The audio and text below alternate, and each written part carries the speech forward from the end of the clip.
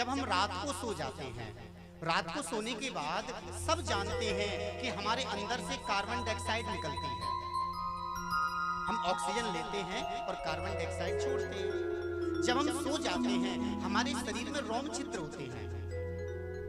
हम लोग ऐसा जानते हैं कि हम लोग नाक से ही श्वास लेते हैं, जबकि ऐसा नहीं है। नासिका के अलावा हम रोम छिद्रों से भी श्वास लेते हैं। और जब हम रात्रि में सो जाते हैं हमारे ये जो रोम छिद्र हैं ये बंद हो जाते हैं। हमारे रोम छिद्र बंद हो जाएंगे तो जो भी हम खाएंगे पिएंगे वो पचेगा नहीं। कई लोग जगने के बाद खाने लग जाते हैं स्नान करने से पहले, वो पचेगा नहीं। हमको अपच की बीमारी बन जाएगी, हमें गैस की बीमारी बन जाएगी।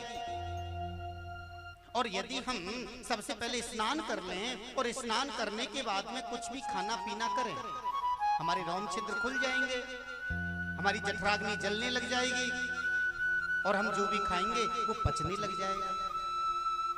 इसलिए भगवत प्रेमियों, 100 काम छोड़ करके स्नान करो। घर में भोजन भी तब बनाओ जब पहले आप स्नान कर लें। अब कई माताएं कहती हैं महाराज जी सुबह 8 बजे पति देव जाते हैं ड्यूटी, बच्चे जाते हैं स्कूल, इतनी जल्दी हम कैसे स्नान कर सकते हैं? नहीं कर सकते। अच्छा, एक बात बताएं आपके लिए कि ऐसा विधान है कि जब हम भोजन बनाते हैं सबसे पहली जो रोटी होती है वो गौ माता की होती है कि नहीं? जो हम रोटी बनाते हैं पहली रोटी किसकी होती है? जोर से बोलो। गाय की। और सबसे आखिरी रोटी किसकी होती है? या तो कुत्ता की होती है या बनाने वाले की होती है। पहले की माताएं बड़ी चालाक हुआ करती थी, जो सबसे आखिरी की रोटी होती थी ना उसको मोटी बनाती थी।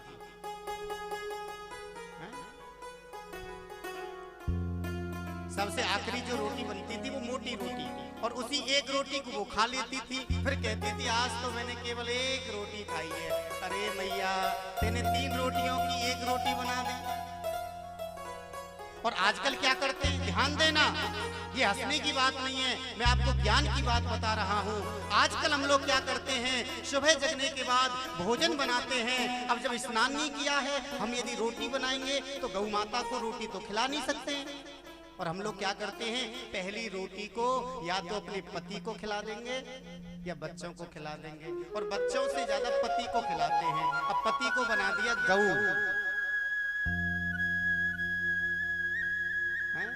पति को गौ बना दिया। गौ कैसी होती है? शांत। बोले तुम गाय की रोटी खा खा के शांत रहो, मेरे सामने बोलो मत। भगवत प्रेमियों ध्यान दीजिए, जो भी आप पहली रोटी बनाएं उसे गाय माता के लिए बनाएं, गौ के लिए बनाएं। अगर आसपास गौ माता नहीं है तो कौवा के लिए डाल दें, और किसी जीव जंतु के लिए डाल दें, चींटियों के लिए डाल दें। लेकिन पहली रोटी को ना तो आप अपने पति को खिलाइए ना अपने बच्चों को खिलाइए।